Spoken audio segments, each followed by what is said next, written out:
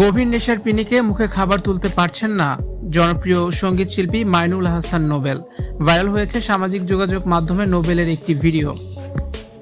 একসময়ের তুমুল জনপ্রিয় এবং বিতর্কিত গায়ক মাইনুল হাসান নোবেল আবারও আলোচনায় এসেছেন, তবে এবার কোনো নতুন গান বা বড় কনসার্টের জন্য নয়, বরং মাদকের নেশায় তার শারীরিক ও মানসিক বিপর্যয়ের একটি ভিডিও সামাজিক যোগাযোগ মাধ্যমে ব্যাপকভাবে ভাইরাল হয়েছে।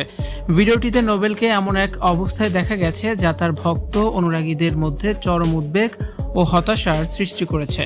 সম্প্রতি ছড়িয়ে পড়া ভিডিওটিতে দেখা যায় নোবেল খাবার টেবিলে বসে আছেন, কিন্তু তিনি এতটাই নেশাগ্রস্ত বা অপ্রকৃতস্থ যে ঠিকমতো খাবার মুখে তুলতে পারছেন না।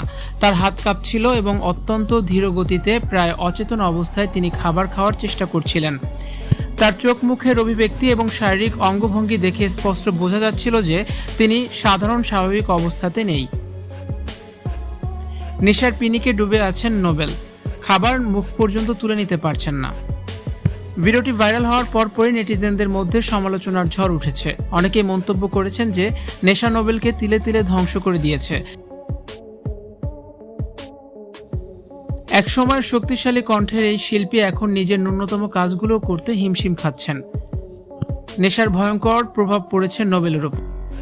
নোবেলের এই ভাইরাল হওয়া ভিডিওর পাশাপাশি শুটিং সেটের আরও কিছু ভিডিও প্রকাশ্যে এসেছে। সেখানে দেখা যায় তিনি কখনো অসংলগ্ন কথা বলছেন, আবার কখনো অদ্ভুত সব দাবি করছেন। একটি ভিডিওতে তাকে মঙ্গল গ্রহে জমি কেনার মতো অবাস্তব বিষয় নিয়েও কথা বলতে শোনা যাচ্ছে, যা তার বর্তমান মানসিক ভারসাম্য নিয়েও প্রশ্ন তুলেছে। টেলিভিশন রিয়ালিটি শো সারেগামাপার মাধ্যমে রাতারাতি তারকা বনে যাওয়া নোবেল গত কয়েক বছর একের পর এক বিতর্কে জড়িয়েছেন। ভিউয়ার্স, এই ভিডিওটি দেখে আপনাদের কি মতামত অবশ্যই কমেন্ট সেকশনে জানান এবং ভিডিওটি অবশ্যই শেয়ার করার অনুরোধ রইল।